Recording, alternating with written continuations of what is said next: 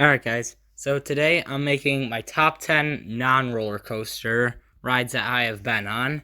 This can include drop towers, flat rides, dark rides. It can literally include anything that I don't count as a credit that is an amusement ride. So, with that being said, let's get into the list.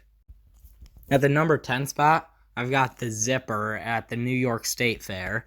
And this is a must ride every time I go to the state fair.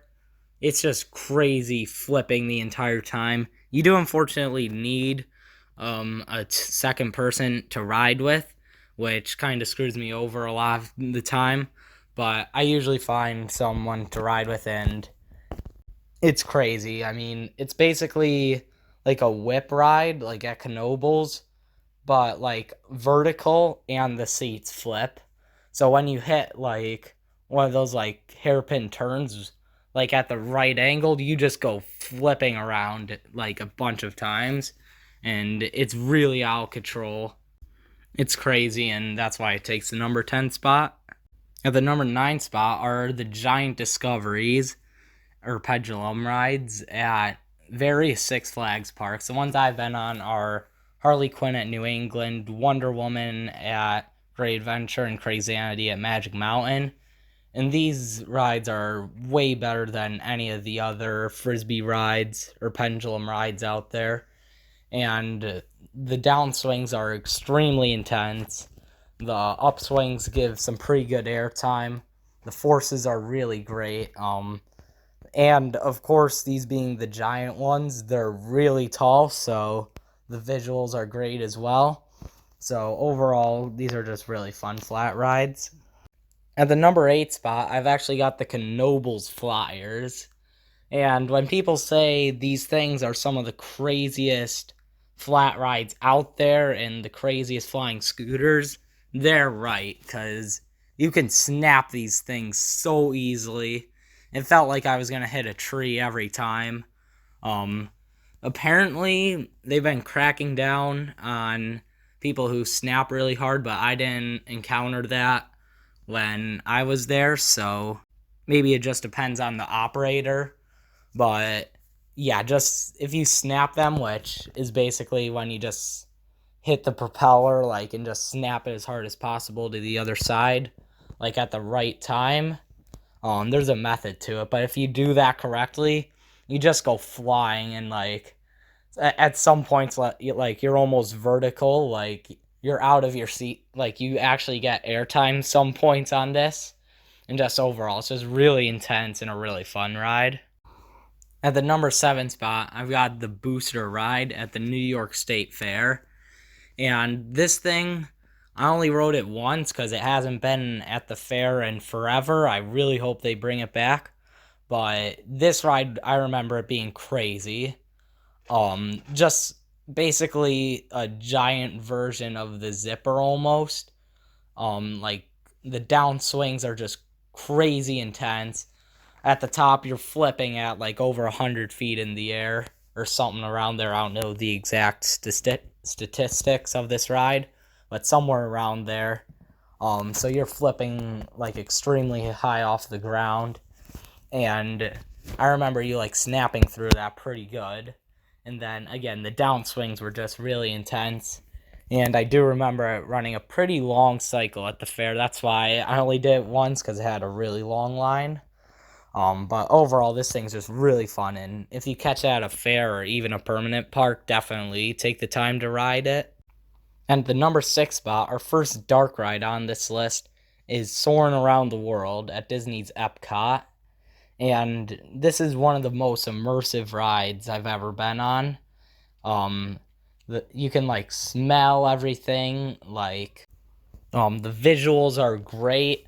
I sat in the front for this thing, so I personally didn't see everyone's feet, but I could see how that could be a problem for some people if you're sitting in the back rows. But all the scenes are perfectly cut. Like there's perfect cut scenes. Like I remember like in the desert scene, like an elephant like blew out some sand with its trunk, and like that um cut you into the next scene, like the sand like took you into the next scene. Like it's just crazy cuts like that. And like it's a flying theater, so like the simulations were good as well. Overall, this is just one of my favorite dark rides. At the number 5 spot, we got The Amazing Adventures of Spider-Man at Universal's Islands of Adventure. This ride's just basically crazier Transformers. Like I remember both of them, and I really well remember Spider-Man being way better, and it's a really good ride.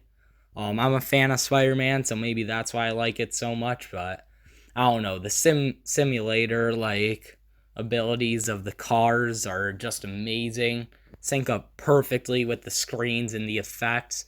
I know people give Universal a lot of crap for using screens a lot in their rides, but personally, I love it if it's done as well as Spider-Man does it.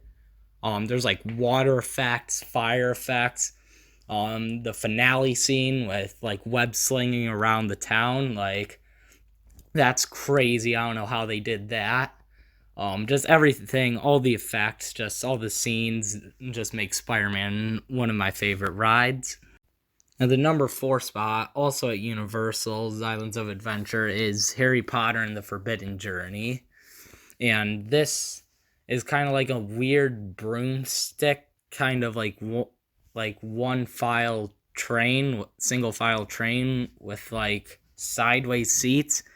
I don't know, the seats on this ride are really weird, but the screens, like all the effects, like going through the course like of it, like you can tell like they put a ton of effort, like the wind and everything, like all the effects sync up perfectly with the screens. You could like I didn't really know the Harry Potter movies well back then, but I know them now, and I definitely can appreciate how well done this ride is now. And it's also a really intense experience, and I just remember loving it. Number 3 is Zumanjaro Drop of Doom at Six Flags Great Adventure. The world's tallest drop tower has to find a high spot on this list, and it's definitely my second favorite drop tower I've ridden. I mean, the fall just lasts forever. You get some great airtime up there.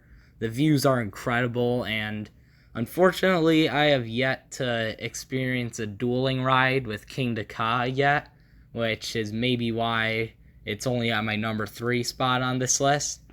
But when I do, that's going to be something else. And again, the drop, the intensity of it, like I know people like to say this is forceless, but this is not a forceless drop. I love Zumanjaro. Just one-upping Zumanjaro is Lex Luthor Drop of Doom at Six Flags Magic Mountain. And I did find this thing slightly more forceful than Zumanjaro. And again, it might be because I did get a dueling ride on this thing with Superman, so that was crazy up at the top, but I also just think the drop's like kind of like genuinely more forceful. Like I don't know, like something about it felt slightly stronger than Zumanjaro, but you still get incredible views. These I think are even better than Zumanjaro's because it's looking out over the desert. Zumanjaro's just kind of looking at some grass in the park. So overall, I just like Zumanjaro slightly more, or I mean Lex Luthor slightly more than Zumanjaro. But coming at the number 1 spot is Flight of Passage at Animal Kingdom, and this really wasn't even close. Flight of Passage is not only my number 1 non-coaster ride I've been on, but it's my number 5 ride I've been on including coasters, which is saying a lot. I seriously don't know how they did so much with a basic simulator ride, but they managed to do it, and from the smells to the banshee breathing on you and like all the sets, like the motions like flow perfectly with what's happening on screen. The visuals just like the actual movie are just outstanding. Definitely the best visuals on any ride I've been on, because, you know, it's Avatar. And just flying through the floating mountains. And overall, it's just such a great and immersive experience. The ride's intense. I mean, if you haven't watched a POV of this thing and you're considering it, don't. Like, I've basically given you like a teaser as to what it's gonna be like. Like, I didn't, like, I told you like the features, but like, I didn't give you nearly as much as like watching a full POV would be of it. Like, do yourself a favor and don't watch a POV of it, because when you actually ride it and see what actually syncs up with all these great things I've been telling you about, like, you're gonna love it. It's gonna be one of your favorite rides, period. So that concludes my list of my top 10 favorite non-coasters I've ridden. Let me know what you guys thought of this list down in the comment section below. I know there weren't many drop towers on this list, which might be unpopular, but I don't know. I don't think drop towers are that much better than every other ride out there. But yeah, guys, let me know in the comments below. Make sure to like and subscribe, and I'll see you guys next time.